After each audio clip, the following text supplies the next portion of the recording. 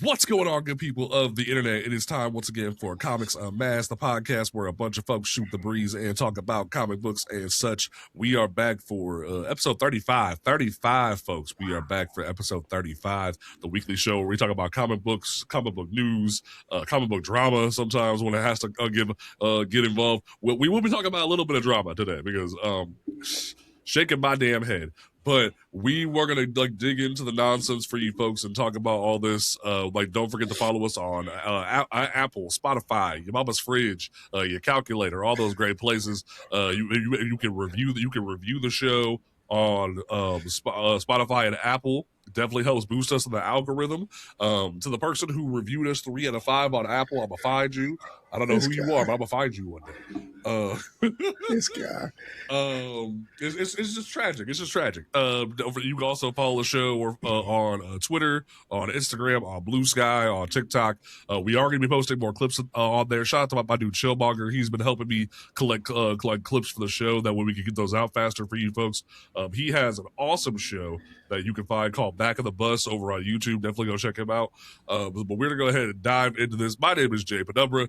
To my left, we have the brother who has caved his fro once again. Might be making a move to Ohio now that he found out that the ganja prices are better over here. Mr. B Rex, how you doing? I am doing good, but first I gotta say I hate daylight savings time. I'm trying to play video games last night, and then all of a sudden I'm setting my alarms to go to work next day, and it's like, hey, you're only going to get 5 hours of sleep. Good luck. And then I have to come and do the podcast. Luckily, I'm more excited for the podcast, so I'm awake now. There you go. What's like? Yeah, I was rereading Hardware, the 93 run last night. I got to the issue where Steel and Hardware meet, and it went from like 159 to 3, and I was like, huh? And it just freaked me the hell out. I went to bed. I was like, nope, we're going to stop there. We'll do Worlds Collide a different day because nope, that ain't about to work. And then we have the brother who is fighting in the streets, going against, like his throat is just dying out here. He is trying for us. Man has got 2 different podcasts. He is on the Morphin and Chillin' podcast with our guy, Fire Lord Caleb. He is also on the Uncaped podcast, which I feel like he's trying to copy my name. But we ain't going to talk about that. My man, Blue Jack, how you doing, brother? What's up, y'all, man? I'm just happy to be here. Happy to have a good time. Thanks for inviting me on, man. I appreciate you. We'll have to have you back when you're not dying, and that way we can have more awesome discussions. First thing, let us talk about the Lanterns trailer, because the Lanterns trailer dropped this past week. Originally, it leaked. Well, we're going to keep it a band. Originally, they dropped a little teaser of the trailer. We're like, hey, trailer tomorrow, get ready. And then 5 minutes later, leaked. And I was like, what? Like, how is this going to happen? How is this going to leak so fast? Like, is WB and DC using the worst Google Drive passwords on the planet? Like, what's going on? And then they spun it. Shout out to James Gunn and WB, though, for like doing some pretty good PR with it, where they were like, oh, you guys manifested it. Here's the official release. I'm like, really? Like that was definitely comical. But this trailer definitely has left the internet in a pickle. Even though pickles are green, and the show ain't. Like it definitely be like that. They pitched this show originally as like a boots on the ground, very grounded detective type story, and I was apprehensive. I think the whole internet was very apprehensive. I very much was like, that concerns me. And when the Supergirl trailer came out, I thought to myself, why don't they just do the Lantern show on this planet or a similar planet where they have a boots on the ground alien cop show? Like, do it like Osmosis Jones, but instead of inside your body, it's on an alien planet. Like, do something like this where you can still do boots on the ground, but you walk around the corner and there's an alien. Like, or like how like the Mandalorian will have those different like odd world scenes and stuff like that. You can have your cake and eat it too, where like you don't use all the Green Lantern power all the time, but at least entrench it in the alien mythical world that you're trying to push here of the DC universe. But they didn't do that. And the trailer starts out like Hal jumps out of a car and tells John to put on the ring and save himself. Apparently that happened, but they didn't show us that.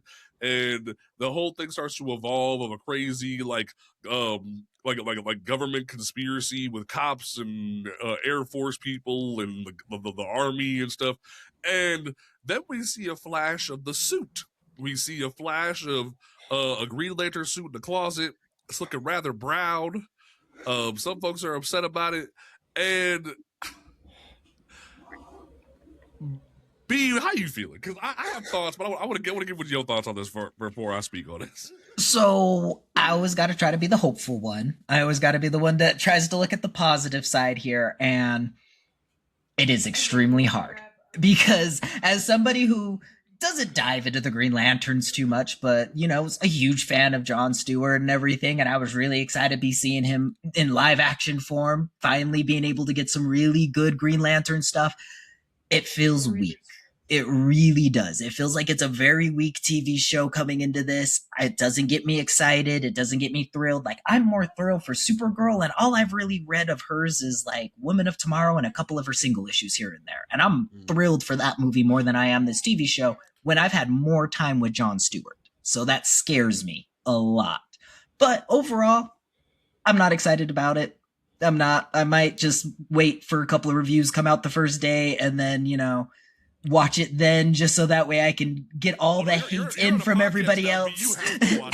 I know, right? I have to watch it day one. That's going to be the issue. I'm going to be sitting there and I'm going to be like gritting my teeth, just hoping that it's good. That's just the only thing I can say is I hope that it's good because the trailer scares me. Jack, how you feeling? I went through a lot of thoughts with the trailer. At first, I had a lot of frustrations. I kind of had some conversations, and I got over it. I don't think it's bad. I was really excited about it. It did kind of pull me down a little bit, but I kind of rock with what they're going for. But I'm also hopeful that they give us a lot more. I'll say that.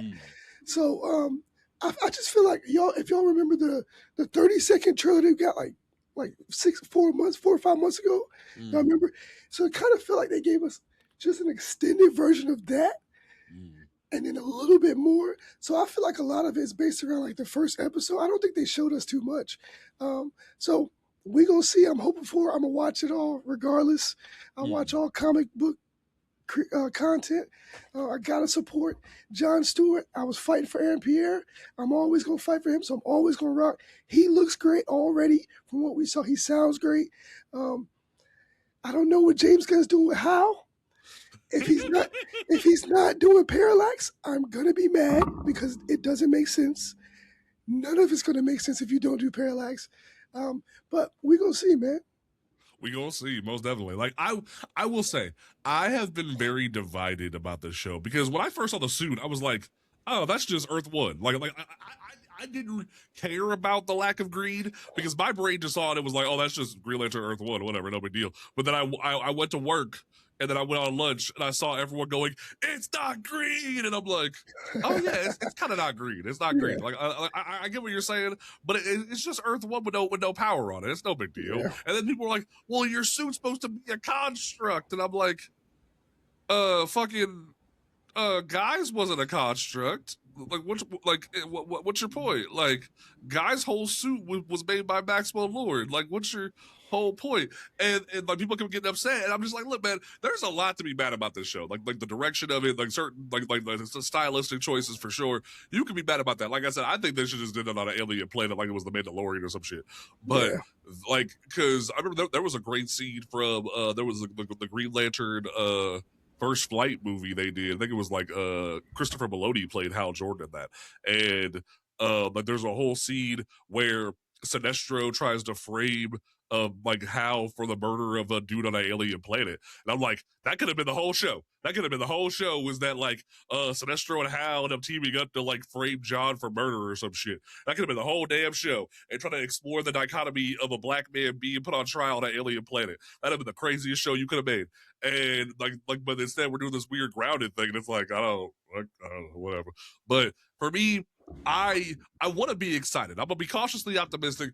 I think a lot of the complaints are a little out of pocket. I joked about the whole, Hal doesn't have any green on him when he flies. I joked about that in my video about it. But then I was like, Guy didn't have any energy around him when he flew, so why should I be that upset about it?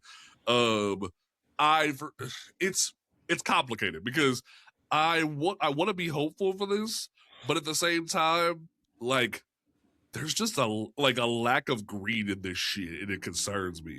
Like, even if it was just like a little bit of construct, even there, even the lantern Aaron Pierre held in the trailer, I was like, that's a weird style choice for a lantern. What are you doing there? I thought that looked good. I thought the lantern in his hand, I thought it looked good. I've been skeptical on the rings, but I thought that lantern popped. Where it was very dull the whole trailer. I thought that was one where it was like, wow, that stands out. Yeah, we only saw the sides, so it's kind of like, that's fair. It was on the sides. We haven't seen the whole profile of it. I will say, I feel like the fact that Guy's ring looks different than the other two bugs me. I like the fact that we've seen the correct version of or John's ring, but then Hal's ring looks cracked. I think that's intentional and meant to show that he's about to turn into Parallax. But like, the fact that the other their rings look so different than Guy's bugs me. I like what they're doing with the rings from a stylistic point in the show of the differences of like, fear is encasing you and stuff like that.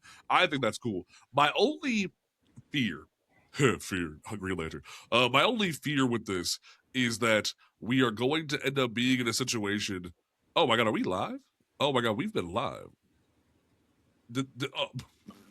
You didn't record. Why, hello, everybody. Didn't even realize we were live. Welcome in if you're here. I linked the chat. I linked the YouTube to do the live with Blurred Without Fear and the rest of them, and I look over and see chat popping off in the corner. Oh my god! This is our little run. Show, this is our little run. This is our first ever inaugural live episode of Blue Jack sounds like he's struggling to exist. That's crazy. Oh my god! I'm so sorry, y'all. I did not know that people were here. Let me pull up live chat. Oh, that's do I actually get to see chat? Cool. Well, if you look over in the corner, yep. I see the little chat box. Oh my gosh! But like, I didn't. Shout out to Dreamer and Damon and y'all are in chat and comics are dope. Yo, BJ's in chat. I appreciate you, fam.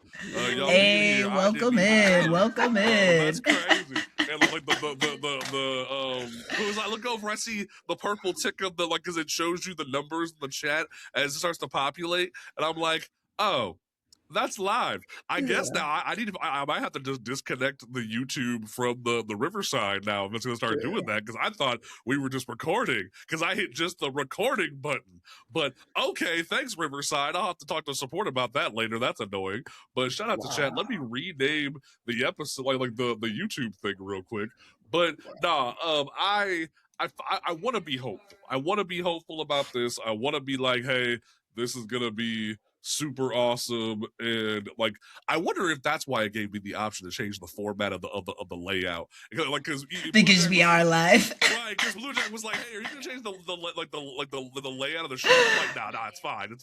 I'll fix it in post. And then he says that, I'm like, God damn it!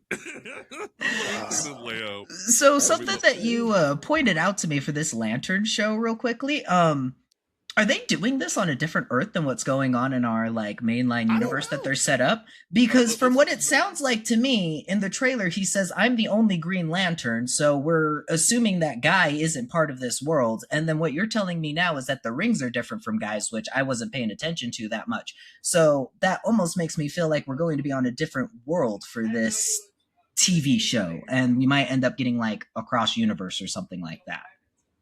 I don't know. They haven't said anything as far as I'm aware. it's all on the same planet. Yeah, But I'm we'll pretty see. sure it's the same. A lot of people did pick out him saying I'm the only lantern on Earth, which I think they just messed up. I don't know how. That might be, But at the same time, I think he's just in a weird place, bro. You can't really or he might explain just it not all. know Guy's there. I remember what was it during the Green Lantern animated TV show, his ass didn't know Guy was there. So Yeah, like that could just be yeah. that could just be the fact of the matter. I need to see this whole thing's like, hey, we're gonna pull JP over here, make him look at the wall, and I'll talk to the chat. So I'm gonna see if I move. But I will say one thing that I was talking about earlier with James Gunn, whether we like it or not, he's keeping it consistent when it comes to the lanterns.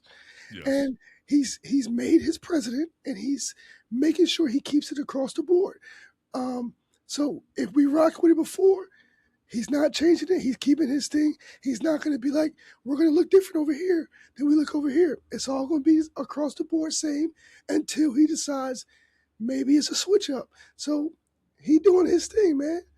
Well, like a Dreamer even said in chat just now that like Nathan Fillion said he has a scene with Hal in the show. So like there's potential that this will translate better once we see the final product. But like it definitely has me fearful of what this could be. But like I want to be optimistic. I want to be cautiously optimistic of what this could end up looking like. Now, let's talk about the drama because oh my lord, how do I say this? Well disgraced, well known, but well disgraced piece of lard. The comics gators have betrayed him and started to call him Mr. No Neck. Well thought of as a piece of garbage artist of Green Lantern Rebirth and several other comic books at DC Comics, Ethan Van Sciver decided to open his goddamn mouth on a live stream talking about the show and decided to call Aaron Pierre the F slur and try to insinuate that he was a part of the LGBT community, much like myself, and start to speak ill on the entire project. I didn't watch nothing but the clip because, frankly, I don't feel like giving EVS more breath than I have to because he's a piece of shit. And you can tell him I said it, I don't care. Because okay. Ethan Van Sciver, for those who don't know, is one of the people who cultivated the Comicsgate movement almost 10 years ago. Like this fall, it'll be 10 years ago because there was a fuck named Diversity in Comics, or now his channel's called Comics with your boy Zach, because it's not even his real fucking name. He calls himself Zach, and he's online. He started out his channel by being upset that Riri Williams was being created, that all his favorite Marvel heroes were being changed into DEI SJW characters, that SJW Marvel is ruining all of comic books and all this, that, and the third. And then Ethan Van Sciver started to be featured on episodes of his show and whatnot, until Ethan finally figured out how a computer worked and figured out how YouTube worked, because he's old as shit and thinks he's awesome. And once he started to cultivate an audience on his own channel, Ethan Van Sciver, he basically talked enough shit to where he got annexed and blacklisted from DC Comics. He says he left. The official thing is that he left. No, bitch, you got blacklisted because you kept saying stupid shit. That's what happened. You were being racist, you were being misogynist, you were being a homophobe, and you got blacklisted. It was to the point that on his insider episodes, he was talking shit about Gail Simone, about working with her on Fury of Firestorm, which infamously, during that era of the New 52, Gail Simone was fired and then rehired over a weekend, and she was constantly having to deal with the misogynistic boys club that was the New 52 and had their own little Me Too movement back then, and they had to get them kicked the fuck out. And he got to the point where Gail had to issue a whole ass statement about his nonsense because of how he was acting on YouTube. And the past 10 years, he's just been being a fuck. He's just been being this toxic piece of shit on the internet who has been trying to convince people that he can make comic books via Kickstarter and Indiegogo that are better than the big two. He has this weird thing he made up called Cyber Frog, where it's Howard the Duck if he was a cyborg, but it's a frog, and like he has really scantily clad women that want to fuck the frog, and it's weird. And he scammed a bunch of people out of money from his Kickstarters because some of the books never came out. And he's been doing this nonsense for years. But the most infamous thing that told me that Ethan was a fuck was he got on the bandwagon of attacking Kelly Marie Tran during the like Last Jedi nonsense. And he flat out would go out of his way to go to Walmart and to go to Target and things like that and buy up all their like action figures of Rose Tico. And he would sit on stream and just mutilate these dolls with scissors and whatever the fuck he had. He would just sit on stream and mutilate these things because he genuinely hated her character and hated women so much and like wanted to like just make fun of the fact that Rose Tico existed in Star Wars. That told me he was a fuck then, because I ain't grown up in comics with problematic white men. I was like, okay, you're a misogynist piece of shit. I'm not going to worry about you. But then that was the one where it was like, you're so comfortable being a problematic white fuck that you're going to sit here on the internet and mutilate a doll because you're mad about a movie. So when he said this shit, I kind of ignored it. I was like, I'm not going to worry about it. I knew how he acted. But then Ryan, shout out to like Zelix comics on TikTok. He made a video talking about it, and then 3 people sent his video to me and was like, "Hey, did you see this?" I'm like, "Yeah, me and Ryan are mutuals. Of course I saw it." And like, why don't you talk about it? And I'm like, because I don't want to. He's a piece of shit. And then it got to the point where like a few more people sent it to me, and I was like, fine. So I don't know if I'll make a video about it, but I wanted to at least like clear the air and talk about it a little bit because EVS is a fuck. His opinion should not be acknowledged. B, you kind of walked into this because I want chat to hear your story. How did you hear about this? So I go on break today and I see Zell's video, and the first thing I'm thinking to myself is like, who the hell is this dude? He's not working on any Green Lantern stuff. Why does his opinion even matter at the end of the day? And then secondly, why do you even care what's going on with Aaron Pierre? And then it makes me go, oh, it's because he likes Aaron Pierre. It all makes sense. And then now that I know his name isn't actually Zach, I know this guy is just in the closet. It's just as simple as that. Like, this dude doesn't need to be talking like he's been, else I'm just going to be talking like I am. Because for real, dude, like, if you're going to be such a man-child like that, this, like, short-circuits my brain.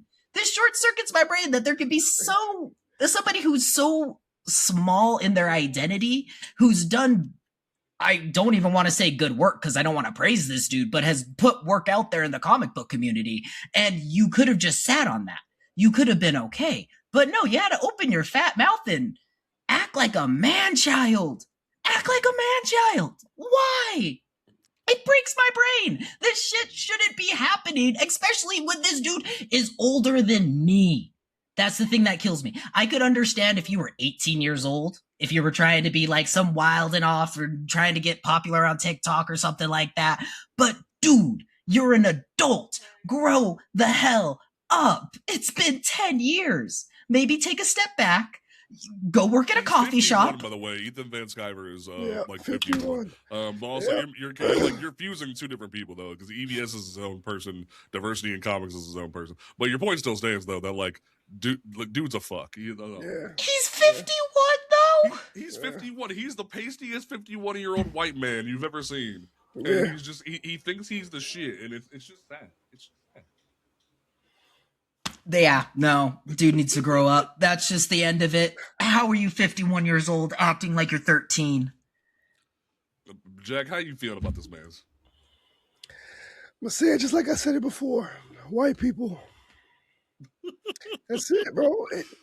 Why do we need to? It's bad. Just white people, bro. It's insane. Mind you, this man, Aaron Pierre, was just engaged to Tiana Taylor. Oh, I didn't know that. That's crazy. Yeah, they broke up, but he was like, come on, bro. For no, just white people, bro. That's it. I ain't got nothing. That's all it is. It's just sad because like I think he genuinely just wanted to get his name back out there. Like he genuinely wanted to like create shock value, and I don't know, man. Like I get it if people don't like need to pay your bills and shit, but for what I'm aware of, comics game like the movement has turned their backs on him. Like a lot of them don't want to fuck with him no more because they like he scammed them out of money. He don't want to like he's a bastard. Like there's some things that they just don't agree with him with. Shout out to Shine Comics. Apparently Shine and him like got in an argument on Twitter and it was funny as fuck to watch. But I just find it hilarious that dude is acting like this. It's very sad to see a grown ass man be so downtrodden on himself. And like Watson even said in chat, I'm 46 and I'm just here to enjoy things. This dude like is a whole loser acting like that. He's too old for that shit. That's the thing, is that like dude is too old to be acting like an idiot. I can't for the life of me understand why a whole ass grown ass man is gonna be saying dumb shit on the internet. But that's kind of where I'm at, where I'm just like, I don't care. So how does he go through the line? This person is great. I think he's gonna be a great Hal. Blah blah blah. He gets to Aaron Pierre, says what he says, and then goes to James Gunn. I love what James Gunn's doing. I'm like, bro, right? Could you make it more obvious? Make it more obvious, please. Right. Like it was just kind of sad to see dude act like this, where like he's like, oh, I like this person, oh, I like this person. This dude is a whole slur. Like what? Yeah. Like I don't know, man. But like we'll go ahead and move on from the nonsense. That's the most I will give that. If EBS, if you end up seeing this because some fuck records it, you can come see me because I got plenty to say about your stupid ass. But like that, because like now that I know this show is live, like you can come see me. I don't care. That's just the end of that. From there, the main reason why Jack wanted to come on the show is because he has been rather upset about how we on the show have treated DCKO. And oh lord, the final issue just came out, and let me crack open my Rise Energy. Shout out to Rise Energy. If you want to sponsor the show, hit a brother up. But I have been feeling very conflicted about this event, and the more chat even said, Jack, you need to drink some tea and honey, brother. I know. But like genuinely, I have been watching the conversation about DCKO, and it ended the way I knew it was gonna end. I'll tell you that right now. It ended. I called this shit. Didn't I call this shit me? I called this shit like weeks ago. That this event was going to end just like this. They played with my emotions a little bit and played with me about the whole like, oh, Lex won, and I was like, yep. Okay, you think you slick, but like Clark is the one that's not here, so he's probably gonna do some fuck shit. And then they went, we're gonna do some fuck shit, and I'm like, what? It was like, what was the point of like trying to prove me wrong, but they're trying to prove me right? Like it was just like, I see the solicit, and the math is mathing to where Metal Bruce or rather, Infinite Crisis Bruce sacrificed himself. Later on, during Death Metal, Diana sacrificed herself and rebooted the universe. It's about time for Clark to get his reboot, and I kind of called it like even without looking at the solicitations, I was kind of like, it's probably Clark's turn to get nuked. It's Clark's time to remake the universe in his own image. It's fine. And then they're like, nah, it's okay. And I'm like, are you sure about that? And I kind of got to a point where after rereading the event this week, I kind of just sat there and was like, I'm gonna give it a 6, 6.5, like a 6.5, because the way this event has been shaping up, the art is gorgeous, the matchups were a mixed bag, the writing had a few holes in it that bothered me. The community couldn't figure out if it was canon or if it wasn't canon, and that's cool. But I feel like where I'm kind of at is that this event feels like they had a really cool idea, and then the marketing team came in and tried to mess with it, and I was like, 6, 7. Dreamers in the chat, but like that's kind of where I'm at. Where like I liked the ending. I thought the ending was great. I thought like the whole idea of Clark coming in and just bashing everything, and like the whole plague possum was kind of cool. I really enjoyed that idea, but at the same time, the writing was kind of on the wall. The event was kind of played out the way I figured it would. My biggest gripe And the thing that I'm still the maddest about is during round 2 rather, you had the whole thing of like, go grab a fun item, guys. And everyone grabbed a fun item. And then they didn't use that fun item in the next round. And I just kind of sat there like, what was the point? What was the point of the fun items? What was the point of grabbing that shit only for you to spin everybody off in different directions? Because I still want Harley with the Speed Force, damn it. I still want to see Harley fuck some shit up with the Speed Force. And you gave me a fun idea, and then we didn't get to do it. So I'm a little salty about that, but I'm gonna give it a 6-7.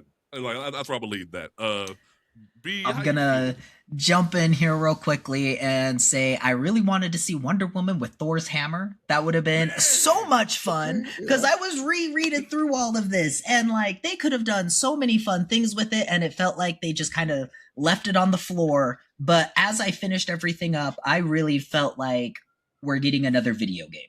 I honestly think that's where they're heading this because I felt like they were like, we're going to set this up like Injustice. It's going to do really good. If it gets good sales, we're going to make it into a video game because like I see the video game-esque of this all because I could be like, this is like DC play with your characters, you know, like that's how this feels. And it feels fun.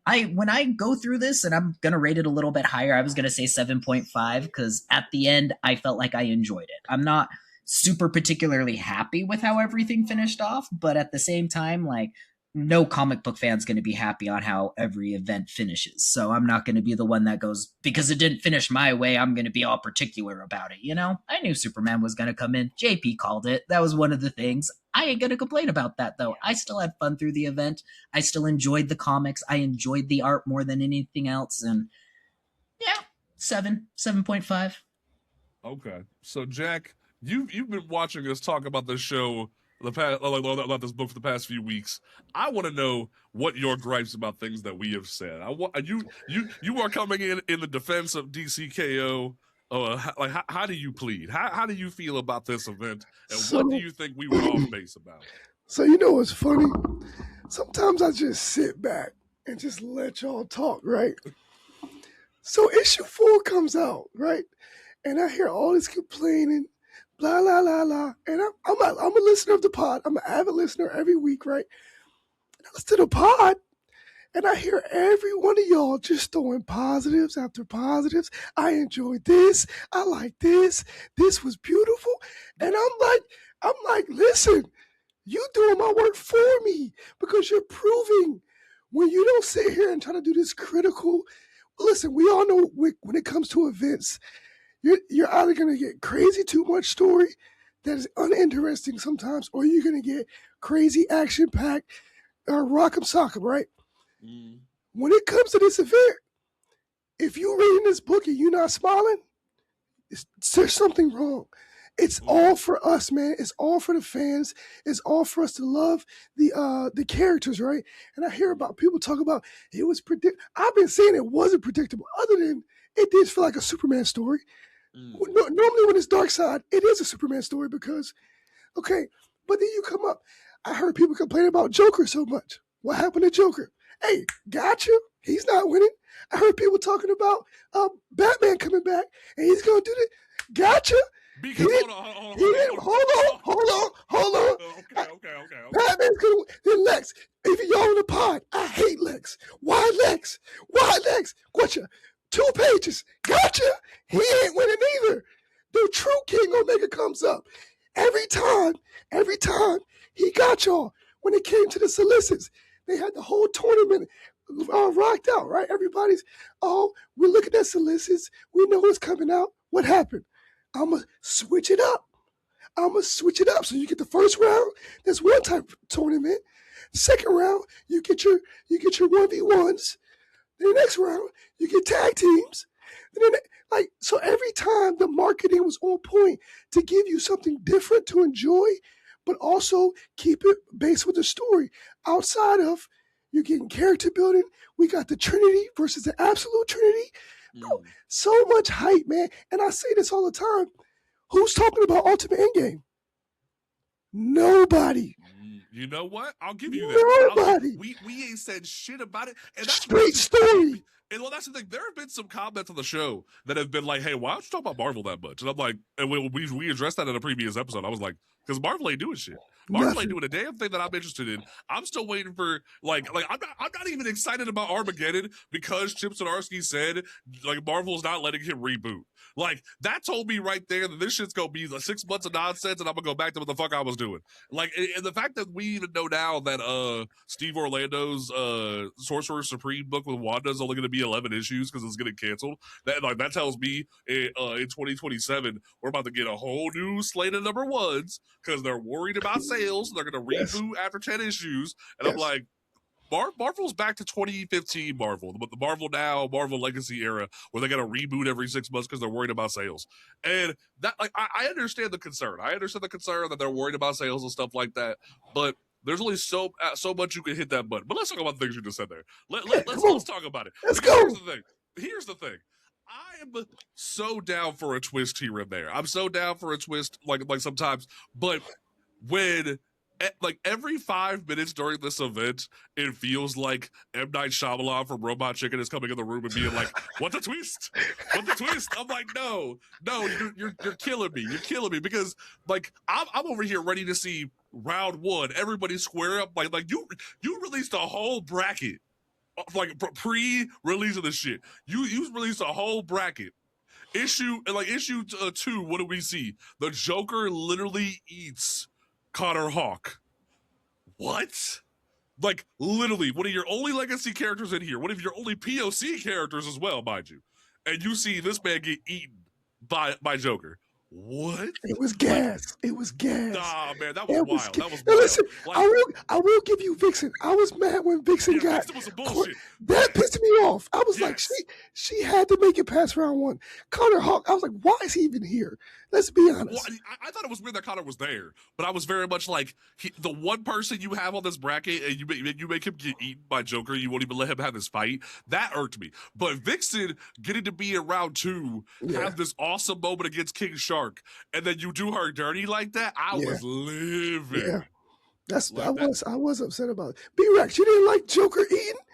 No, so honestly, I am the Joker glazer here, and the only thing that made me excited about Joker with this one was the Joker and Annabelle stuff, because like it felt. And they didn't even get to do anything. That's not a team party. That was the thing, is like I enjoyed what they did with the Joker. I just wanted to see more of it. That's the issue that I have with this DCKO, is that they put so much in front of me that I felt like, y'all have like at least 4 or 5 issues that are locked in the back that like have some backstory stuff that are going to tie things in that make this like perfect and great and knit everything together. And that's my issue with the whole thing, is that it doesn't slide perfectly together. I see it as like a video game. It's very much of like, I got to play as each character and then figure out the point of view of each character, and then things come out to being a little more clear, which as I was going through and rereading that, I found out I enjoyed it more, because I was going to rate this a lot lower, honestly, after the first read and be like, it was a 5. I didn't like it. And then I went back and reread it again, and I was like, you know what? I'm smiling again at the Harley and Zatanna. I am smiling at the Joker stuff. And like, it's fun. It is really fun, but it's just, they don't give me enough for me to be like, it's great. You know, like, I feel like he's teasing me for the next event, because like I'm even more excited for the absolute event that they're talking about. Like, I've been on that series, I've been on that grind, I've been collecting issues number 1s on those, and I'm like, yes, you know. But I felt like that's what this was a build up to that event. Here's my like, I have thoughts about that the thing you just said in a second. But like I will even say I agree with B. I was gonna rate this a lot lower. When it first was announced, but whereas the things were coming out, but. Like, especially during the duos issue, I think it was like issue like 3 or 4, the duos thing, where like people came back and like fought, because there was a lot of missteps with that. Like, how you telling me that Zatanna and Constantine lost this fight? You're telling me that they lost that shit? Like, there were certain things like that kind of irked me, where it feels like they were doing shit for plot contrivance reasons rather than like actually telling a good story. Or like randomly Cyborg teaming up with Connor Hawke, when I know those two ain't shared a page in like thousands of years. Like, they're like, oh yeah, we're buds. I'm like, you don't even know this motherfucker. What are you doing? That was so weird. That was so weird. That's what I'm saying. Like, there's so many little pitfalls where like it's like you're walking out of like you're walking down the road, and then there's a random crack in the road and you tripped on it. Where there's little things like that where it just dropped the level for me. Is it bad? No. Is it like not the perfect event? No. But I feel as if, like, you kind of hit the nail on the head there, B, where there's so many crazy, goofy moments that make this very exciting and things like that. The event that I feel like this is trying to be is it's trying to be death metal. But the problem with it is it's not embracing the insanity of death metal enough. Where I feel like if you're gonna do death metal or do metal again, just do it. Like fully go balls to the wall with it. Like give us the goofy antics to the highest degree. Like, give me multiple issues of matchups. Give me multiple issues of things like that. But like, why was Swamp Thing versus Cyborg in a Titans tie-in? Why did it not get its own issue?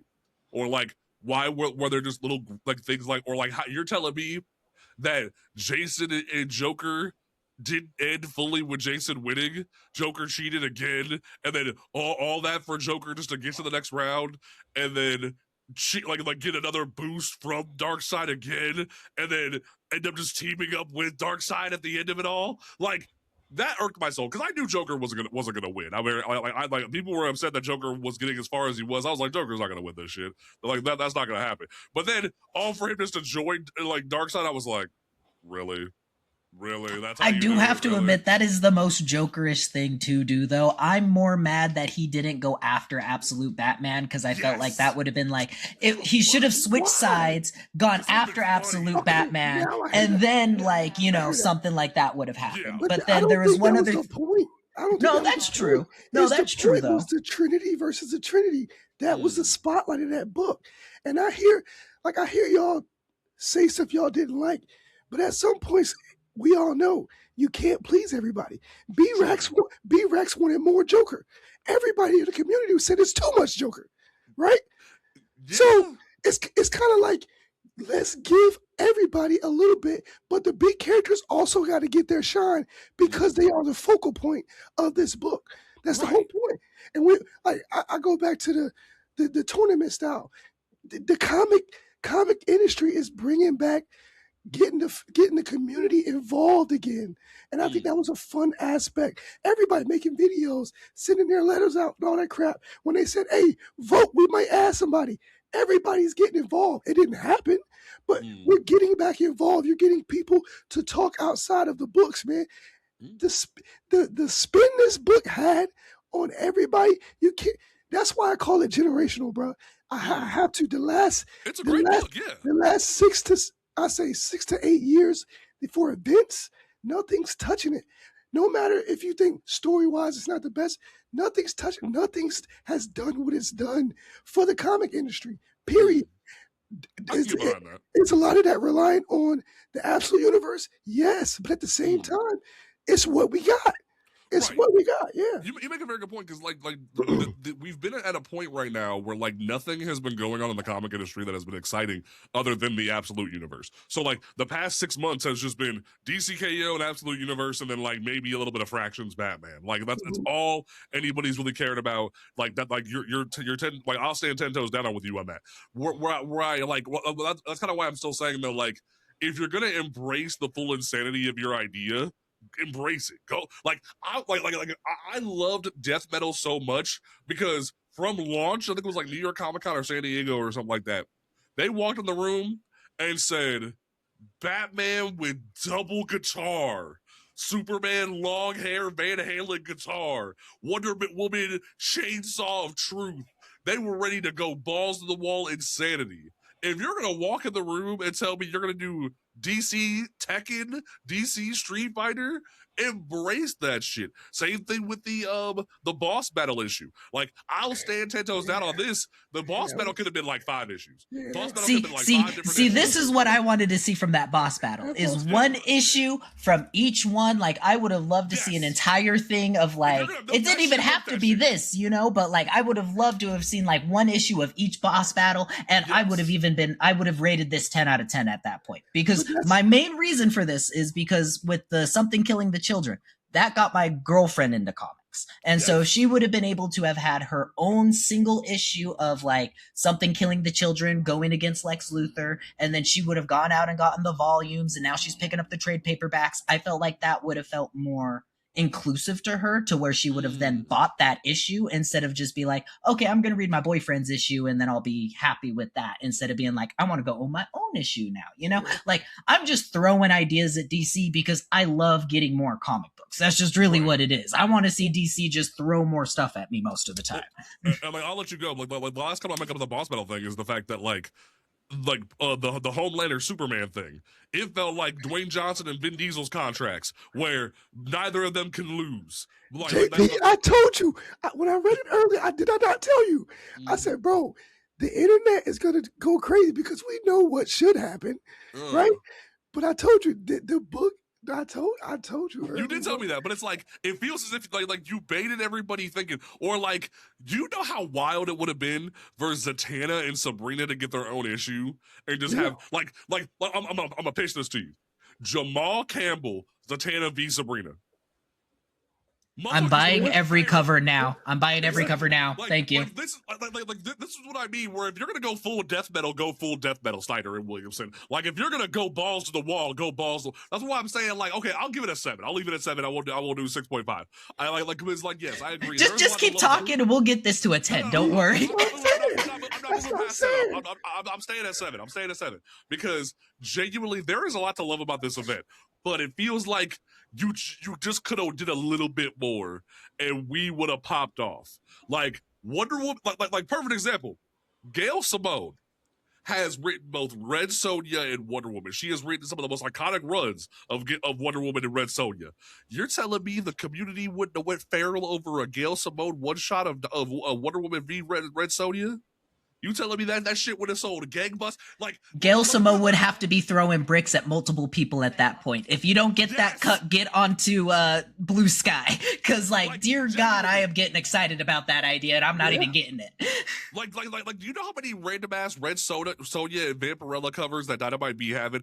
Like, or like how they had like a hot tub variant of Harley and Elvira recently. Do you know how feral the Gooners would have went for a Red Sonja Wonder Woman cover? Like how like this is what I mean. We're like, I'm throwing ideas at DC. Like this whole event could have been a little bit more gas. Like just give me a little bit more gas in my tank and I'll ride with you, DC. I'm here for you. Just put a little bit more in my tank and we can ride. Like that's all I'm saying is that like you had a little bit of strips. Like where's Speed Force Harley? Speed Force Harley versus Zatanna went hard. It's the Speed Force. Yeah, it's true. Right, so it's like I'm willing to say I love this event. I think it's a fun event. I think there's great ideas. I will say, and this is my one big gripe, as beautiful as that splash page of like Superman remaking the universe is, and I said this about the Act 2 picture that they put on Twitter about the next chapter of DC Next Level. That shit looking real white. Like I'm gonna call it a spade, and like yeah, you included Mr. Terrific and Cyborg in the like oh, what's happening next? Like oh, we're getting the heart of Cyborg in the next thing. Or like oh, Mr. Terrific's gonna be looking for apocalyptic energy. That's cool. You know that's probably gonna be in Teen Titans and Justice League though. That's not gonna be in their own books. So it's just that's what I mean. Where it's like I want to be excited about this shit. But it feels like you tried to give me metal again, and you didn't just let the whole like one of my favorite bits from Dark Knight's Metal specifically was there was a bit they did where like Plastic Man shows up as like an egg or some shit, like and like they're on an alien planet or Martian Manhunter like is there, and they're like, and the editor's notes, it's like Scott Gregg, how did Jean get to this planet? And you just see Scott and Greg : bat bat horns rock out so if you're gonna throw continuity to the wind and just have fun, that's what I mean. Where it's like I want to see Scott and Greg just throw up the bat horns and just say fuck it. Like if you're gonna like that's why when people were saying I don't know this event isn't canon, like genuinely if you're gonna give people that kind of like thought process of is this canon, is this not canon, go crazy, go stupid. Like see, it's like yeah. But see, this is where I countered that, right? Because, and I'm a backtrack and I'm gonna come back. When people like us that actually enjoy, buy and read the books with the boss battle, yes, we buy that. But then you have the other people that cry and complain. There's too many tie-ins, right? So you come back to this point, right, where you're like, is it canon? it's obviously canon if you read the other books, because on Titans, which is a part of the universe in this book, the world is gone. The world is turned into Apocalypse. But guess what? People don't read the books they ask for. Not saying it's the best. I read it because I was collecting Titans since the run first started. Is it the best? No. But if you wanted to know what's happening on Earth, that's what Titans was for. It explained it all. How they got the humans off Earth. The Earth was changing when after issue 4, when the heroes came back, it explained why the Earth looked like the way it did. It explained it all. But people yap and don't read. DC gives you the books, right? They give you everything you ask for. But like we always say with black characters, y'all don't go and get out what you're supposed to get. You don't do it. You know, and I talked to people in Discord, and I'm like, listen, just because you say you didn't enjoy the tie-ins doesn't mean that information's not there.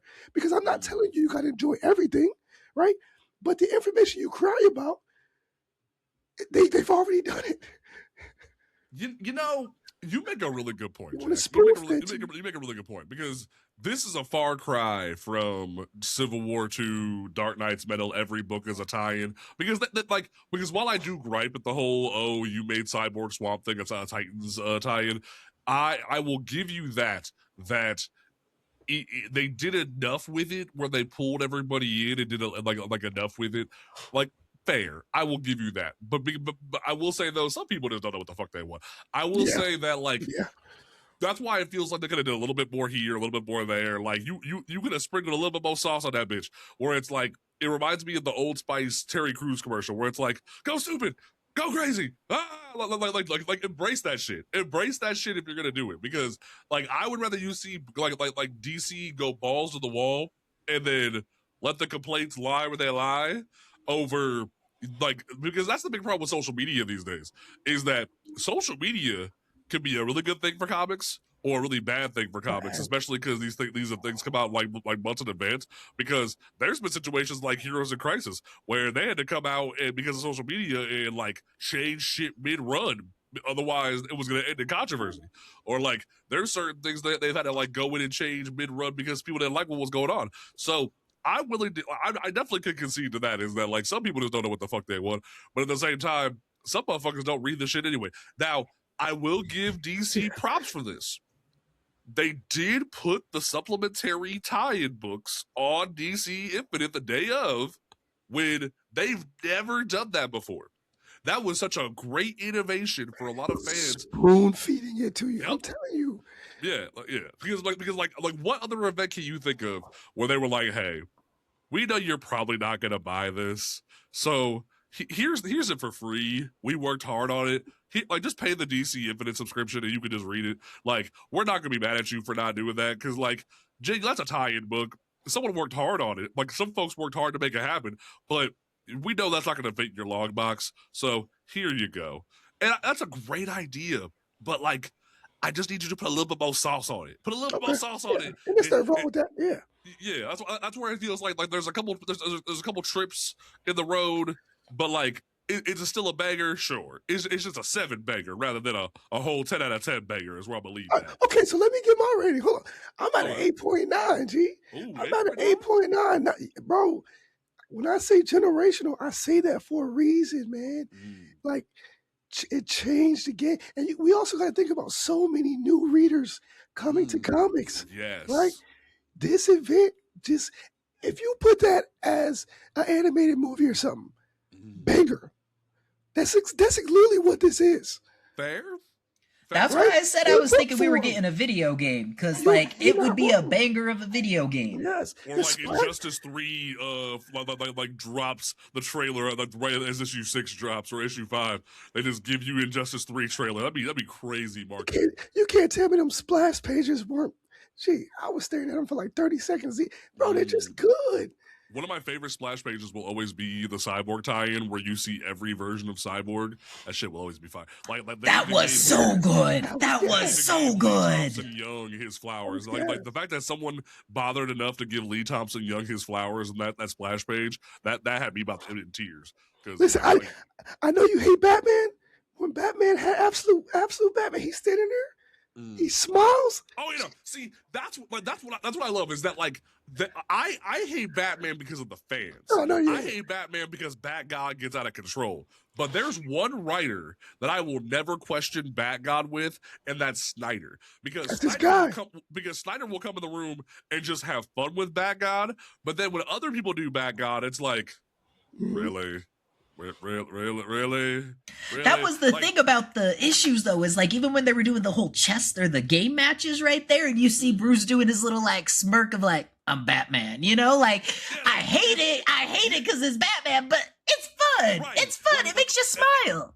And even when Williamson is writing, it feels like he's had enough conversations with Snyder where it's like he's taught him the ways of don't overdo Bat God, and like that moment where like absolute Batman takes off the bat symbol and because Bruce was like, I don't like your bat symbol, and it takes it off as an axe. How about now? You know what? Hey, look at the smile. Look at the smile. Look at the smile. I'm telling you. Yeah. It's like you know what? Fair. Bro, we get our social media minds and critical minds get caught up too much, and we forget to just enjoy, G, bro. And fair, but that's what I mean though. Is like I'm willing to admit a lot of this event is gas, but then you irritated me when they were like, we're gonna put Batman in his own tie-ins because we know that. Don't say nothing bad. Don't say nothing bad about Night Fight. Night Fight in its entirety was gas. Yes. Night Fight was amazing. You don't get that. Like Williamson finally gave me what I wanted, which showed the world that Tim Drake could be a great Batman.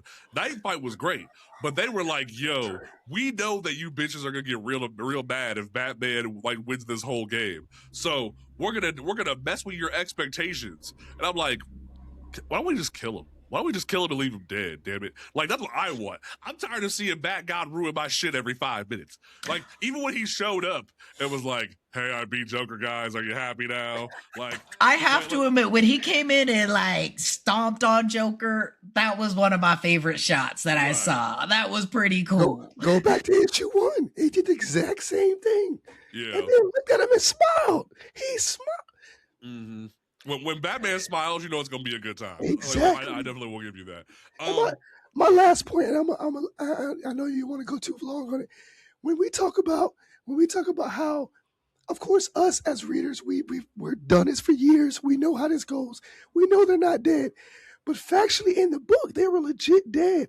In the Titans book, at the end, Raven pulls everybody together because they're all scattered across the universe.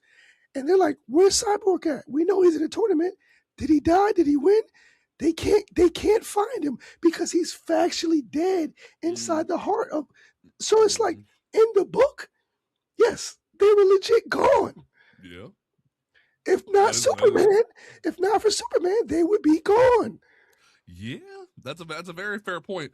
And it's like, I love that idea that like it reminds me of the Rebirth era of comics where they actually cared about continuity a little bit, like when Tynan like killed Tim Drake during Detective Comics, and they were like, oh, in the team like in the new Teen Titans book, they're like, oh, we're at Tim Drake's funeral. This is super depressing.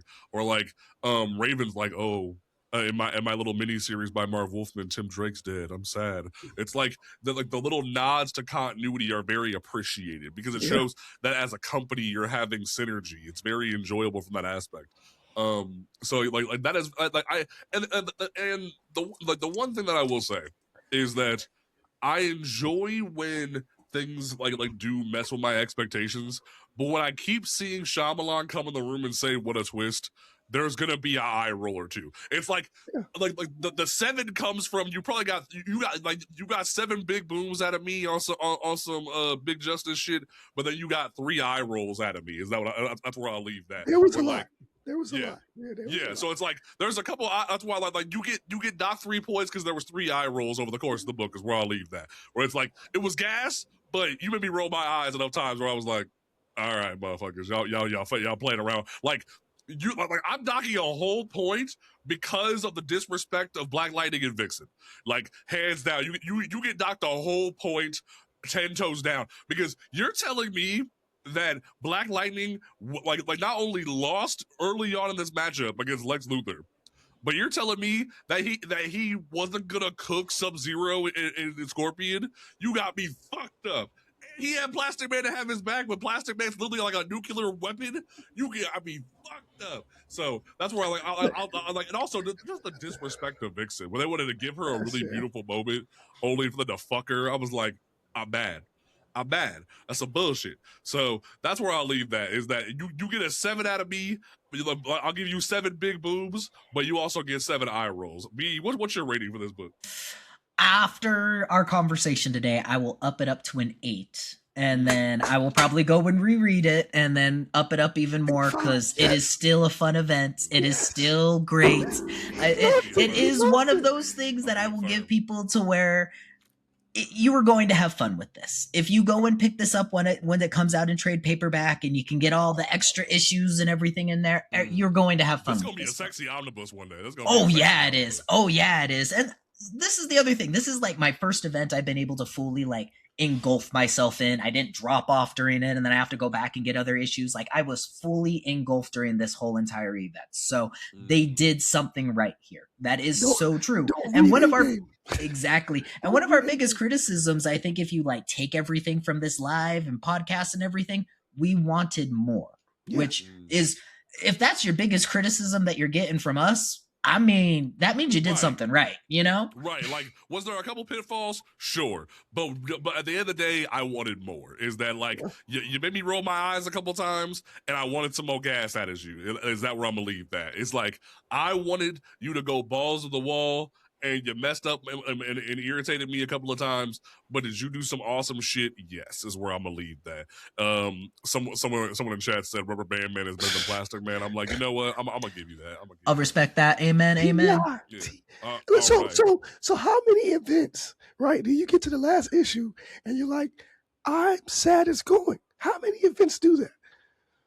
Blood Hunt, because like Blood Hunt was big for me. Metal was like that for me. Death Metal almost had me like that. Blood Hunt kind of dipped the last few issues. Yeah, but like I want more Blade, brother. I want more Blade. I agree with that. I want more gas. Yeah. Like we ain't had them since then. Right, and like the tie-in issues where T'Challa rejected the vampirism was hard as fuck. Like, there's enough in Blood Hunt where like the omnibus comes out in October. That's gonna be on my shelf day one. I don't give a fuck. Like that'll be the first event omnibus that I will put on my shelf because that event was enough for me to be like, I'm gonna come back for that shit. And what'd you rate that? What'd you rate that? I would put Blood Hunt at like an 8.59. I would say. You read all the tie-ins? You read all the tie-ins? Oh yeah. That's what I'm saying. You like them all? Not all of them. No, not all of them. But that's what I'm saying. Like an event will be really like the tie-ins will fuck it up for me. Where it's like, does it get some bonus points for you making Blade a focal point? Sure, but as as a whole event, 7. As a Blade event, you get the 8, 9 out of me is where I will leave that. Where like Blood Hunt kind of fits in the same like spot overall with me when it comes to DCKO. Whereas a modern event, it did enough to keep me interested. Now Marvel better listen the fuck up. Marvel better listen up and take notes from DC. Make the tie-ins be on Marvel Unlimited, damn it. Make the tie-ins be on Marvel. Like Armageddon's coming up, them tie-ins better be on Marvel Unlimited because we ain't trying to spend that money. So what I'm hearing is DC, if y'all had one black character that made it to the end, he would have been at a 9. That's exactly what I'm hearing. You probably would have been at an 8. No. Yeah. If it was Black Lightning or Vixen that made it, like, let's say past boss battle, yeah, you would have been like, yeah, okay. I would have said 8. I would have said like more like you know he lying. It's for the camera. You know what? If you would have thrown Vixen in there and Mr. Terrific, then you know he would have given it like a full 10 out of 10. I'll even throw you a bone. If Mr. Terrific would have been the one to like channel Doomsday and like transmit Doomsday to Superman, or like created a machine to work with like the channel Doomsday to Superman or something like that, where like you make him the focal point even past the Terrific 10 nonsense, cool. Bet I like that. You'd probably got an 8 out of me. You'd probably got a solid 8 out of me. But you got a whole line of Mr. Terrific by himself in the Justice League. You mean Mr. Terrific and the white people? Yeah, but at the end, it was only him. But it was Mr. Terrific and the white people. It was, but at the end, it was only him. Because all the motherfuckers died. It was ridiculous. Except Mr. Terrific. That's what I'm saying. And also, it wasn't in his own book. Where's my Mr. Terrific book? It's Justice League. And here's the thing: am I able to be very objective about a lot of this book? For sure, I'm willing to be like, there's a lot to love about it. There's a lot of great things about it. It is going to be generational. It's going to be like one of the best events of 2020. I can say like Scott Snyder and Joshua Williamson definitely cooked with this, but there's just some things that are amiss. And there's some things that just don't hit perfectly. So that's why I'm saying like you're getting a solid 7 out of me. Where it's like I'm willing to say you got some big boobs out of me, but you got some Eyerolls out of me, and where it's like would I have put some stank on it a little bit, like how I do with Blood Hunt, where you made Blade a focal point? You probably would have got an 8 out of me. You probably would have got an 8 out of me from a fan perspective. But from a critic perspective, there's enough here where I was like, you got about like 3 good eye rolls out of me, so I'm knocking 3 points, is where I believe that. So that's where I believe that. Let's look at League of Comic Geeks for this coming week, March 11th. In terms of hot books that are dropping this week at your local comic book shop, Absolute Batman number 18 is about to be nuts. Poison Ivy is coming to your town. Better be looking the fuck out. Speaking of which, did y'all see Scott Snyder dropped the cover for Absolute Batman with Deathstroke? Yep. That motherfucker lives. I'm going to be going to Twitter for that one. Oh my gosh. Why does Joker have a Robin pin on his suit? Exactly. Y'all, I'm going to tell y'all right now, this Absolute Batman issue, oh my God.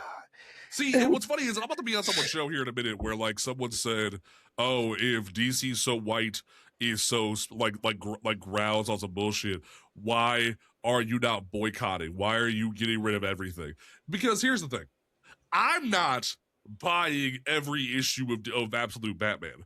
I'm reading it on trade, or I'm reading it via DC Infinite, and I'm enjoying the conversation with the fandom. I'm not putting my pre-order dollar on that, or even if I do go grab a random issue in here and there. Realistically, you cannot boycott a Batman book. You cannot boycott a Batman book, and if there's one writer that I'm gonna stay 10 toes down on that I will defend, is Scott Snyder, where I will be like in his corner. You gonna have to like pry him off of me to defend him. Like I will be ready to box, because like someone even tried to slide in my comments like a few weeks ago or in my DMs and was like, "Do you think Scott Snyder's racist?" And I was like, "No, that motherfucker's tired." That dude is tired. That dude is genuinely tired all the time, where his bags under his eyes have been there for over 10 years. Because I remember being at Cincinnati Comic Expo literally 10 years ago in 2016. Like, he'll be in the same comic convention this fall, where I met him, and straight up, he had the bags under his eyes from working on Metal and for prepping Justice League. And man was tired even then. Man is still tired. So when people want to, like, not only that, he created Duke Thomas. He is elevating someone like Shane Grayson right now to co-write and work with him on Absolute Catwoman. And look what that's led to where Shane Grayson is getting elevated by James Tynion. She's getting new opportunities to be in the industry. A new black woman is getting opportunities in the industry because of Scott Snyder. So I'll be damned if you're going to throw shade at me and try to tell me that Scott Snyder don't care about the industry, but you realistically can't boycott a Bat book, is where I believe that. You like unless you convince every white man in the industry to boycott a Bat book, that ain't gonna happen. So I'm willing to now. Am I going to pick up a Snyder book over a Fraction book? Sure. I'm not picking up Fraction. I love Fraction. I might read it in trade or read it on Infinite, but I ain't buying it. So will I be in Snyder's corner? For sure. So that's just me. Absolute Green Lantern, gonna be buying. Yes, most definitely. Absolute Green Lantern is coming out this week. is amazing. Transformers number 30 for fans of that. Action Comics number 1096 is coming out. Spawn 373. Matina, stop being so sexy with your covers. Someone tried to tell me Matina traces his art. I got sad, but like that man's artwork is still sexy. What else is there? The first issue of Supergirl is having the Dawn of the Superboy starts, which is going to be weird. But what else is there? If you're reading, Black Cat is right now having like the Mary Jane crossover, which is just fucking weird. Yeah. Magic and Colossus #2. I know a lot of Magic fans were sad that her book ended, but Magic and Colossus is the continuation of that. So definitely make sure you're picking that up. Storm Earth's Mightiest Mutant #2. I want to let people know about this. If you have not pre-ordered Earth's Mightiest Mutant 2 from your comic book shop, please make sure that you go to your comic book store and try to grab this before the speculators get to it, because the speculators were told by Marvel that this is going to have the first 616 appearance of Galacta, as like a Marvel Rivals like synergy tie-in. So make sure that you go grab that before the speculators get to it, or you're going to have another Dark Knight's Metal Batman Who Laughs situation where the Teen Titans book sold out. So make sure that you go to your local comic book shop and grab that before you end up getting nothing. Hey, JP, look at that 1 in 25 for Storm. Just look at it, bro. The covers for Storm. The Anka cover? Yes. Or the purple one? Yeah, the 1 in 25, the Anka. Yeah. Oh, yeah, bro, Chris Anka don't play. Man, like, if you want to know an Asian man that be ride or die for some black women, Chris, or just women, period, Chris Anka. Look at B-Rex. No, hold on. I got you, B. Hold on, I got you. Where's it? Chris Anka. I'm about to drop a cover. Where has this gentleman been hiding my entire life? Because no, B. I know you love when women are drawn very respectfully.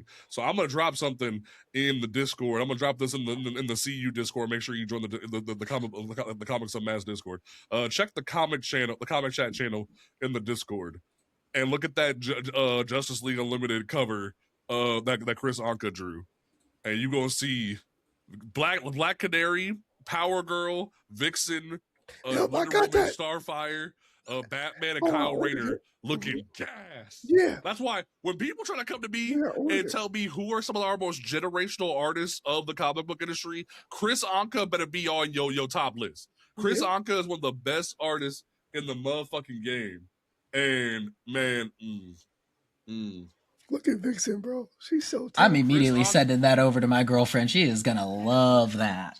Chris Anka don't play, bro. People be trying to like come to me and tell me who were some of the best artists to ever touch the game. Chris Anka is one of those dudes that like will swing for the fences and give you some of the most beautiful artwork. God, he even does Power Girl so good. Like not even doing like the whole like busty chest and everything. Like he does it in like a actual manner in which I would see like a powerful woman like that. Like that is beautiful. God damn. Like genuinely, he like the way he draws her. Like you got her being more about her thighs than her chest. Is how that good look. Like motherfucker out here got like crush me with the thighs, not that chest though. Where he got and like man. Honestly, have you guys seen that new Megan Thee Stallion like trailer manga that they released? No, hold on. Like that was ended up being from a unreleased music video. That's not from the anime yet. Okay. Megan came out and was like, "Shut up, bitches." That's not from the anime. Chill out. Because all I gotta say is when I saw that, I immediately went, you know what, babe? You can do that to my face any day, because I understand in the Gooner community, there is only one way to go, and that is the proper way to be going.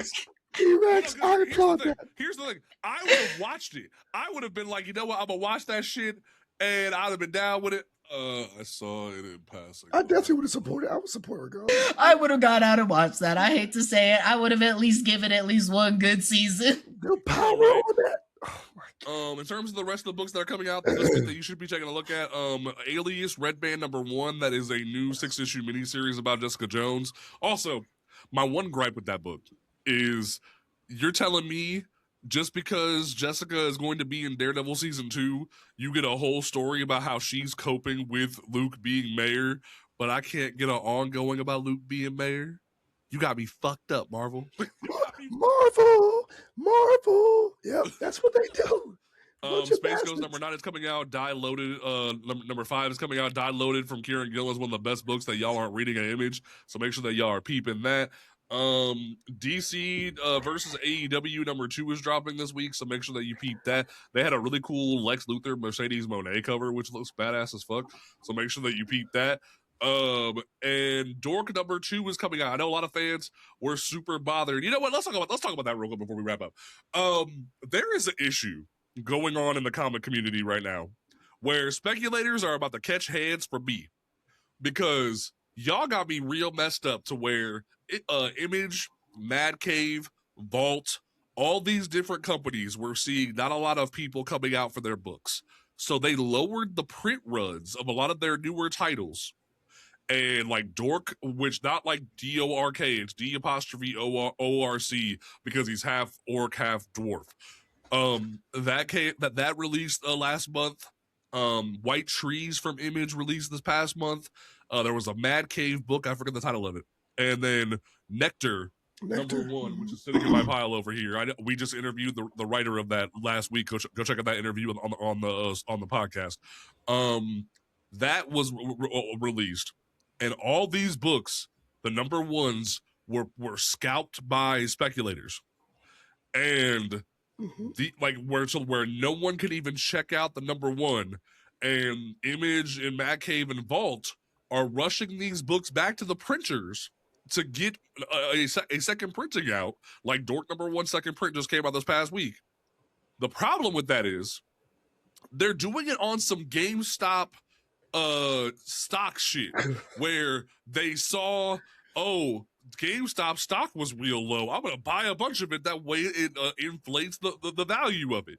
And that's what's happening right now with Dork and all these different books where like Image is only seeing a boom because the speculators bought it, not because the fans were super interested in the premise, which the premises are very good. Definitely check them out. They're very worth your time. But like Dork especially and Nectar especially, Nectar is being written by a New York Times best-selling author, and it who has over 60 books that you can go read. Is a #1 seller on Audible. Like Nectar is very good. It's literally like, what if like Butterfly started a blood plague? Like genuinely, it's such a great premise, and all these books have great premises. They're worth your time to go read. I've been trying to encourage people to read more Image. We've talked about it multiple times now, like Image, Mad Cave, Vault. They're worth your time. But there's an issue going on where speculators are trying to scoop these books up on some GameStop stock shit. Like, we caught the new thing. We've caught the new thing. Well, they did like, this will be super valuable, guys. And even like great comic speculator or like sales tracking channels like Comic Tom are like, we don't know why these books are selling big. Like, there's no like movie option for them. There's no big thing for them. We're confused, guys. Key Collector is super confused. They're putting buyer beware on their labels on the Key Collector app, and it's like, this is only happening because the weirdos think they're hitting it big, and it's like, no, you're not hitting it big. You're inflating the market, and it's stupid. Blue Jack, you have a great perspective because you're someone who works in a comic book shop. What has been like that like seeing these books have this issue go on? It's been really bad. Like you said, people can't even get their hands on to even check the books out. Now, I will say one thing that Image did upset me about is they took their preview books away.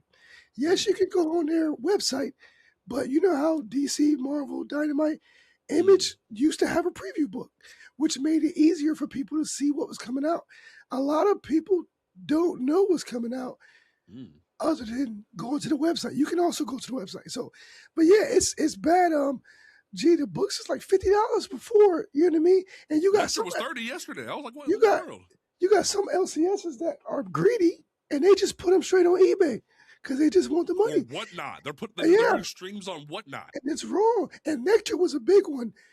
Nectar, I got a $50 book right here. Nobody knew about Nectar, bro. And Nectar was so bad. I don't know if B, you work at a comic store, right?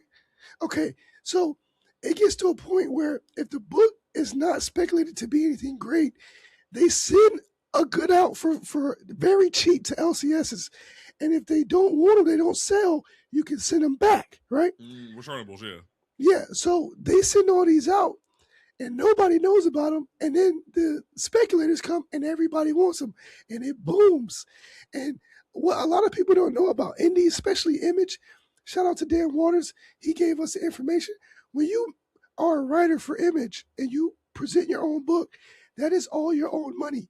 You're coming out your pocket to forego these books. So if these books aren't getting the pre-orders you think they should get, why would you overprint these books, right? Because you have to pay. How it works is, once you have a certain amount of money from the sales, the money that you get rolls over to the next issue automatically. If you don't make that money for the next issue, it comes out your pocket. So when it comes to Dork, I know somebody that saw the writer at a con like 2 years ago. He couldn't give out the Dork ash cans for free. Nobody wanted the Dork ash cans. Nobody. And all of a sudden, the book $30 before it even drops. Mm-hmm. And like that's what's crazy is that like people think Image, and while I will say Image is a juggernaut, people are of this belief that Image is a like it should be the big three, not the big two. I even said this to Jeremy Robinson, the writer of Nectar, last week. Image, I still consider an indie place because genuinely, Image, like Jack just said, is a place where you have to fork over the money for your shit. Like, yeah, you have like juggernauts like McFarlane or Kirkman and people like that where they can afford to drop pocket and make a big boom like that. They can do crazy stuff like that. But at the same time, like a perfect example of that is Bitterroot. Bitterroot or Philadelphia or Excellence. Excellence is a perfect example of a book where Kerry Randolph and Brandon Thomas were paying out of pocket to promote this shit. Like, they did a Kickstarter for this specific collection, but even when the single issues were coming out, they were going out of pocket to promote this book. The only thing Image will do is put it in their solicitations. Mm-hmm. They'll do a little bit of like fluff promo at first, but like they'll print your book, they'll publish your shit, but it's on you. It's on you. And we were talking about this on a live stream. It's on the channel right now. Y'all can go watch it from Friday, where we talked about the fact that like Image is a great place where you can get your book printed and stuff like that. That's a great place to do your thing. But what if you're someone like David F. Walker or Sanford Green or like different people who not everybody follows you, or everyone's been trying to act like Scott Snyder is the ultimate source of information for everything in DC. What about the writers like Joseph Village, who had to sweat his ass off to get people to actually look in the direction of the Dakota incident? What if like DC has no excuse why they're not promoting these different books? Like still, this is the one thing that still irks my spirit about DC. DC kind of slid in like Seamus from Family Guy on the hand pile. This past week, it was like, hey, congratulations, guys! You guys got a second printing for the Dakota incident, yay! And everyone's like, no, Seamus, no, go away because you didn't help. Joseph Village had to pay out of pocket for that trailer. Y'all didn't put that shit up. Joe, you were more worried about Vertigo's relaunch than helping out Joseph Village. So like that's why people be out here trying to defend a $1 billion company about like, oh well, black fans didn't support this, or white fans didn't support the indie titles. DC didn't tell you that book was coming out, so why are you acting like they did that shit? Or like Image didn't support that, didn't support the release of that, so why are you acting like oh, it's a bad, like the fans didn't see it? Like I'm gonna try to have him on the show the next few weeks, but Brandon Easton, well known for writing different IDW titles, and he wrote Mr. Miracle: Source of Freedom a few years ago.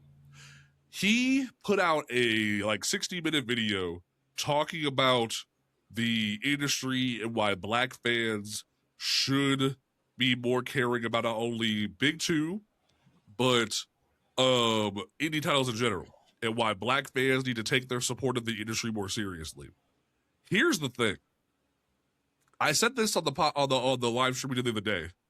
I have Mr. Miracle: Source of Freedom in this long box. I have the variant cover for the first issue of that long box. I bought the number 1 and the variant cover. The problem with that is, genuinely, Fans don't know who Shiloh Norman is. When that book released, it was the only black title being published in DC because it was during Infinite Frontier. And genuinely, fans didn't know who Shiloh Norman was. So when Brandon Easton's on social media talking about, hey guys, buy my new Mr. Miracle book, fans were like, either looked at it and were like, is it more Tom King scot-free? No. Then we don't want it. Or black fans didn't know who the fuck it was. Black fans don't know who that is. So, and not only that, DC didn't promote it. DC didn't acknowledge it. DC didn't care. So when people are so willing to be like, oh, like, you didn't support us at the big two, it's because motherfuckers didn't know you existed. It's not because we didn't want to. It's because we didn't know you, or like fans didn't know you existed. I knew because I've been plugged into the whole system since I was 6. But like, unless black comic fans are plugged into the Matrix like me and Jack and B are, B didn't get plugged into the Matrix till a couple of years ago. Exactly. I missed out on Static. Like that's the most disappointing thing for me is I missed out on the like relaunch of the Milestone universe. DC, I would have been there. I would have bought in every issue. I would have bought in variant covers because that would have been the first time that my black ass would have seen Milestone on the shelves in fucking years. But no, I go in there 2 years later and I get to have my heart crushed because DC didn't throw out one little tweet one day and be like, hey guys, we're going to push this out. We're going to put it on all our platforms because you guys have the money for it. You guys have the money for that. I could understand Image a little bit. I could understand Boom. I could understand all the other companies. But when it comes to Marvel and DC, the advertisement needs to be there because we will then show up. And this was what definitely pisses me off when it comes to DC. And y'all know I love DC. DC is my favorite. I can also be critical. DC had a layup with this next level when it comes to Firestorm. In your current timeline of books, Firestorm is black. He is Jason. And Justice League Unlimited. Every time you see him, he is a black version. Somebody pitched a book for Firestorm in the main universe and said, I want to do Ronnie. They approved it. How does that make sense? Where do we go from there? Right, and like I want to comment on that because someone asked me about that on the live stream on Friday. Where actually it wasn't even on that; it was Bumpkins. Bumpkins and I did a live stream later that night where we talked about that. We're like because he raised the critique because I had said on Twitter you released 13 titles on for DC Next Level. Only one of them has a black person in it. It's a teen book. What the fuck? And some people have even been like, oh, like how the hell did Jonah Hex get a book? How the hell did Deathstroke get another book when he's a pedophile? I'm not touching that. I'm not getting involved in Deathstroke shit. I ain't touching Deathstroke books since Christopher Priest wrote that shit, and I only got it because it was Priest. Look, here's the thing. It's good. It's good. Like Priest's Deathstroke is gas. No, the first issue is good. Oh, the first issue. Okay, fair enough. But I will say this about that whole situation. I am willing to give the benefit of the doubt for because Bumpkin said this, and I agree. That's like because even Snyder said this. All of the DC Next Level titles were pitched. Yeah. They said, "Hey, pitch a book for a minor character. Pitch it." Yeah. And don't get me wrong, my response to that really easily wanted to be like, "You couldn't tell Jeff Lemire no." You couldn't tell Jeff Lemire reworked that pitch. Because here's the thing. I'm always in Jeff Lemire's corner. Jeff Lemire, to this day, wrote the best version of Watchmen ever, and it wasn't even a Watchmen book, it was Black Hammer, which featured a black man prominently as the main focal point of the book. It was like if you go read Black Hammer, the character Black Hammer is a black man. He had a whole mystical Thor hammer that made it like he was basically just like Jack, like Thor if he was written by Jack Kirby, basically, but a black man. And it's just a great book, but like I have a hard time believing that Jeff Lemire wouldn't have been down with the critique that like, hey, can you make this be Jason Rush? Like I feel as if he would have been down with the critique. He would have been down. And also, even if all these books were pitched and you greenlit them, they and someone even tried to raise this critique to me. I'm about to be on their show here in like half an hour. Someone raised the critique to me of what are you asking for like DEI, or are you asking for well, not equal opportunity, but like that's my response. But what's the thing that just got rid of like in the workforce? DEI. What's the word? Well, like DEI. What was the original word? Anyway, but like affirmative action. Like, are you asking for affirmative action in comic books? And I'm like, no, I'm not asking for affirmative action in comic books. I'm asking for knowledgeable human beings to look over a crowd of books and be like, huh, that's a lot of white. Maybe we should pitch a couple other ideas. Yeah. Like, and even if it wasn't like I only got like a Vixen book and that's it. Like, hey, maybe we should invent another Spanish character besides Jaime Reyes. That way, whenever we need Latino representation, we don't just default to Jaime Reyes. Because there's a lot of fans who love Ted Kord and want to read a Ted Kord book. Why does it always have to be Jaime Reyes? And my response is, why does Jaime Reyes have to be the only Spanish character y'all uplift? You can't you can't tell me y'all can't figure something else out. Oh, we have Kyle Rayner. That's the only else you got. Like, that's what's on my nerves, bro. Yeah, for sure. It's just frustrating. But, like, don't forget, folks, follow the show on social media, like Twitter, Instagram, all those great places. Review the show on Spotify and Apple Podcasts. The, like, cleaned up version of the show, like where it has like a more natural stopping point, will be on Apple and Spotify on Tuesday. I didn't know the show was live, so I apologize. Shout out to the 19 people that have hung out with us the past hour or so. Yeah. We appreciate y'all for hanging out with us. Next week, we probably will just start doing the show live and then uploading it on Tuesday. So thank y'all for being here. Shout out to Blue Jack. Definitely 3.5 stars. 3.5 stars because you went live. Rude, but definitely check out Blue Jack's show Uncaped, as well as his show Morphin' and Chillin'. Blue Jack, you are the guest. What is the final statement you want to leave the people with? Hey man, y'all just lock in, get your knowledge. We're all up here to have fun, but also give y'all so much knowledge that y'all might not have from the inside. So take it, listen, do your research, and pre-order them books, man. Okay, B. What do you want to leave the people with for episode 35? What do you want to leave the people with for the week before we jump back in next week? Jump into those comic books. Remember that they're to be enjoyed. As much as we come up here and nitpick comic books as much as possible, remember that they're there for your enjoyment. So go out and ingest the indies. Go and support whatever comics you want to support from the big two. I always recommend some more people of color, but whatever your cup of tea is your cup of tea. Touch some grass. I'm not going to say smoke some weed, but you guys got to relax out there. Things be getting crazy. Okay. So just, be nice to people. All of my normal gimmicks. The Positive Panda is always going to be here for you guys. And what I'll leave y'all with is happy International Women's Day, since we're doing the show on Sunday. Make sure you support the women in your life. Give Vixen her damn ongoing. I'm tired of this bullshit. We're living in a world where DC has never had a black ongoing for a black woman ongoing. Marvel, give us some old great black women, or also just in general, get ready to support great women in the industry. To all the cucks like EVS and all these other people out here who are trying to talk shit on Stephanie Phillips like she ain't like out here killing it, who's about to like release her first issue of Daredevil. F you. Like Stephanie Phillips is a great writer, and y'all need to put some respect on her name. All these great women that have come before us who have innovated in the industry. Milestone wouldn't exist if it weren't for a woman giving them a chance at DC. So definitely put some respect on women in the industry. And also, EVS, if you have a problem, come see me, because you're a fuck and you're always gonna be a fuck. We will catch y'all folks next time here on Comics Unmasked. Love Batman. Out. Oh, that fraction Batman is sexy. Okay, peace out, y'all.